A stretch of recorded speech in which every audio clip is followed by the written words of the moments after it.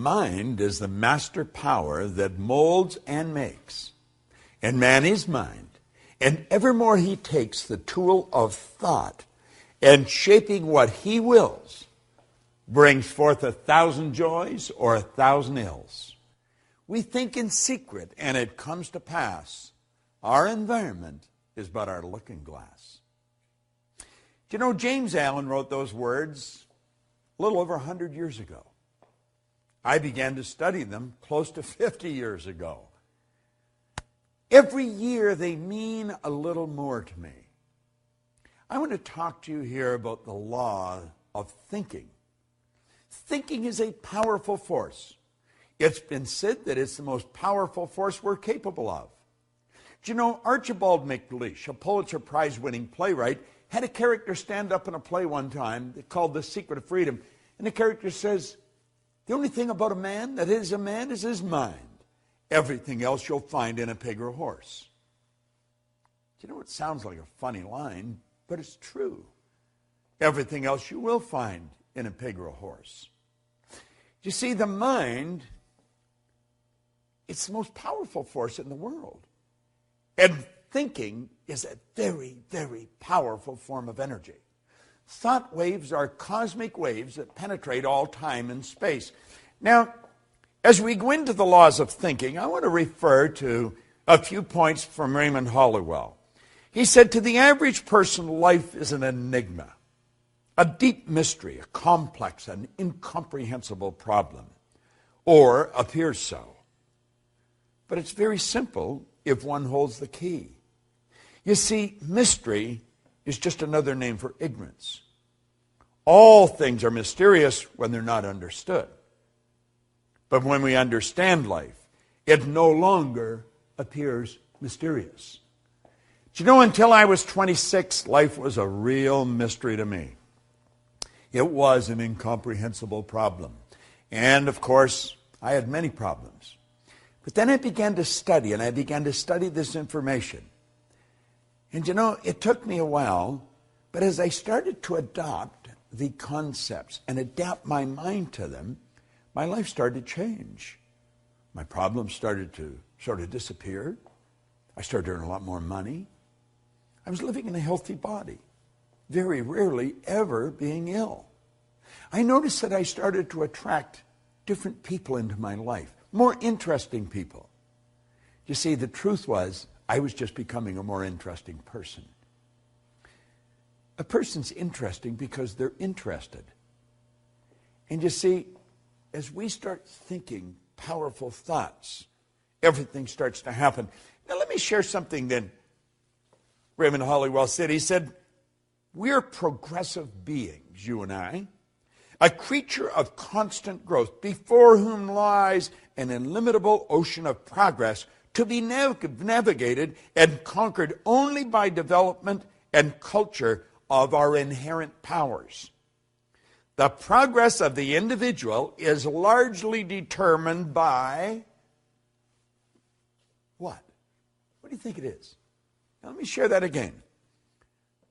The progress of the individual is largely determined by, it's a good question, isn't it? It's by his ruling mental state.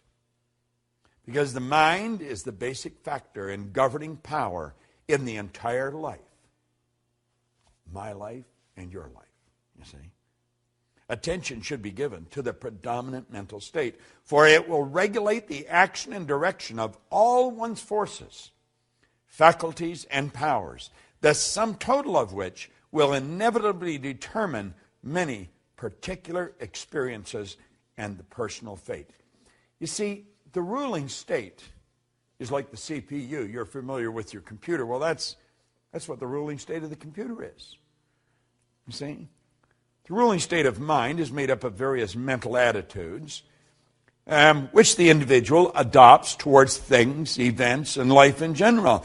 If the attitudes are broad in mind, optimistic in tone, and true of life, his predominant mental state will correspond and exhibit a highly constructive and progressive tendency. Because almost all the forces of the personality function through the conscious mind in one way or another, And as the daily mental and physical acts are largely controlled by the conscious mind, it's obvious that the leading mental state must determine the direction which the powers of the individual must proceed. You see, the ruling mental state is everything. I know that you and I have been trained to believe that we've got to change what's going on out there. You know, we've got to fix this and fix that. And we have literally been programmed to live through our senses, to go by what we hear, see, smell, taste, or touch. But you know, there's been little thought given to our higher faculties: perception, the will, intuition, memory, reason, imagination.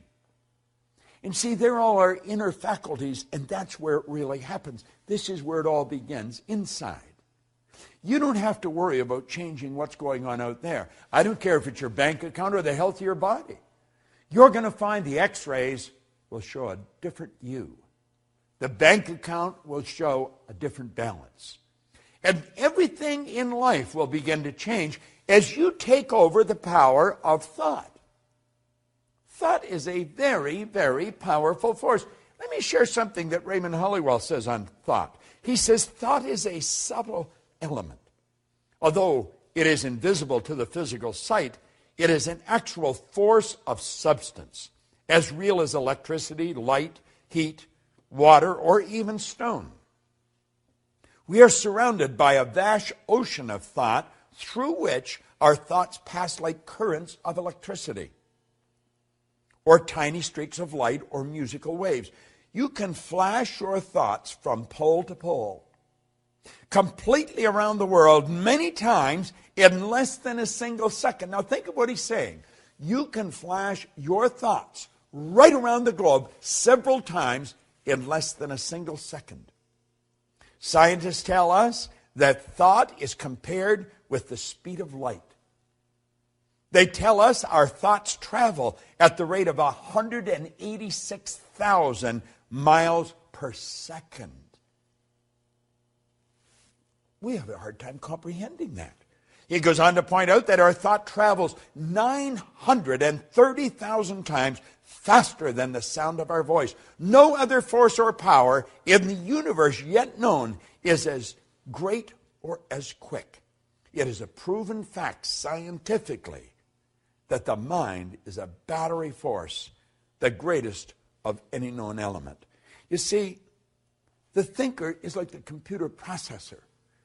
You know, when it's finely tuned, it really works fast. You can think, and what you think ultimately produces the results in your life. See, there's laws to thought. I'm going to tell you something that I've learned beyond a shadow of a doubt. The thoughts that you think and turn over to your emotional mind instantly, by law, control the vibratory rate of your body. Your body is a mass of magnetic energy. It truly is. You know, if you put your body in front of an infrared television camera in a completely dark room, you just see it as a glistening, radiating, gleaming form. As a matter of fact, if you could hear it, it would be like a symphonic concert being played. Oh, I know, to the eye it just looks like a thing, you know. But it's not a thing. The body itself is one of the most magnificent instruments on the planet, and you live in one. And it's how you think that is going to dictate what this body is going to do. We know that our actions produce our results. If we want to change our results, we've got to change our actions. However, if you don't go to the thought, the actions are never, the actions may change temporarily. But believe me, the thoughts that you think repeatedly become fixed in your subconscious mind. And those thoughts are going to determine what happens in your life. Make no mistake about it.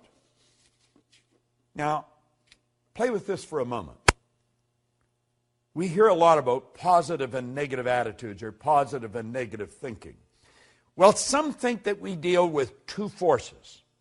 That is, we attract the good and we must do away with the bad. You've heard that many times. We attract the good, we must do away with the bad. Well, that is not true.